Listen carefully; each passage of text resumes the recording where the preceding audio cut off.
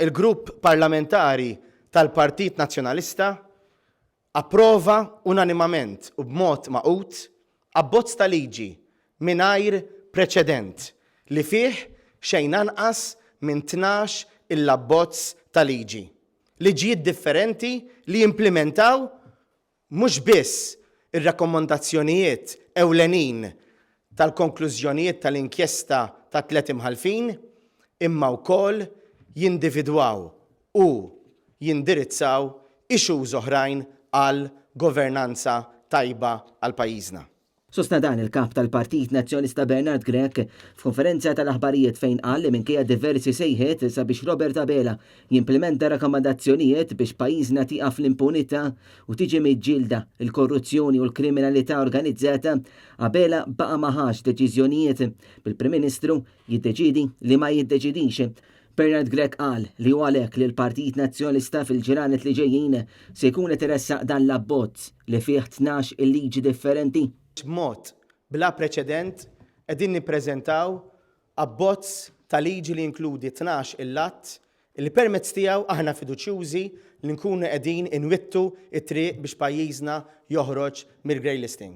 Il-kap tal-Partit Nazzjonalista tenna li dan l-abbozz mhux biss se jinkludi dak li qalu 3 imħalfin indipendenti fl-inkjesta pubblika dwar l-assassinju tal-ġurnalista Daphne Caruana Galizia, imma wkoll se jkun qed joffri serħan tal-moħħ lil poplu Malti kollu u qal li l-Partit Nazzjonalista qed jistinka biex pajjiżna joħroġ mill-grey list tal-FATF li qed tħalli riperkussjonijiet kbar.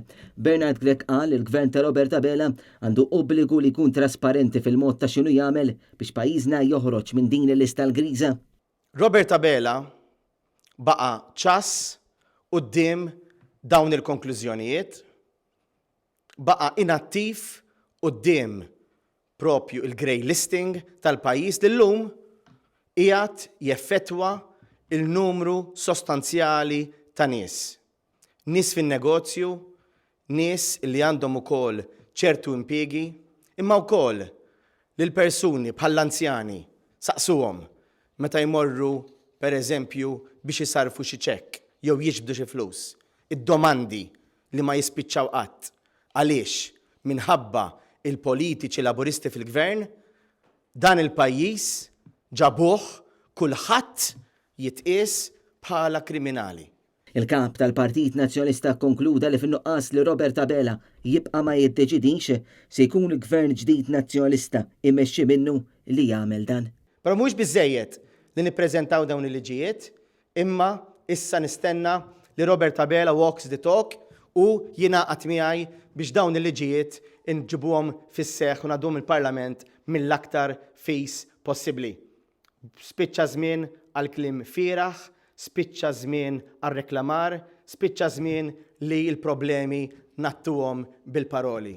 Irridu nindirizzaw l-issues li għandu dal-pajjiż b'mod serju u b'mod matur. U allura jiena nispera li fil-ġimgħat li ġejjin se nkunu qegħdin ngħaddu dawn il-liġijiet mill-Parlament u li Robert Abela u sħabu ma jsibu ebda skuża biex minflok imorru għal governanza tajba għal ġid tiegħek u tiegħi u għal ġid ta' kulħadd u għal ġid tal-poplu Malti u pajjiżna ma jkunx ħajibqa' jiddefendi xi deal korrott bħal tal-Vitals. Ma jkunx se jibqa' jiddefendi xi messaġġi li ntbagħtu privati bejn politiku u allegat għat-tiel. Ma jkunx ħajibqa' jiddefendi il-min ikun naqqas mod serju minn dmirietu. James Aronellu, Net News.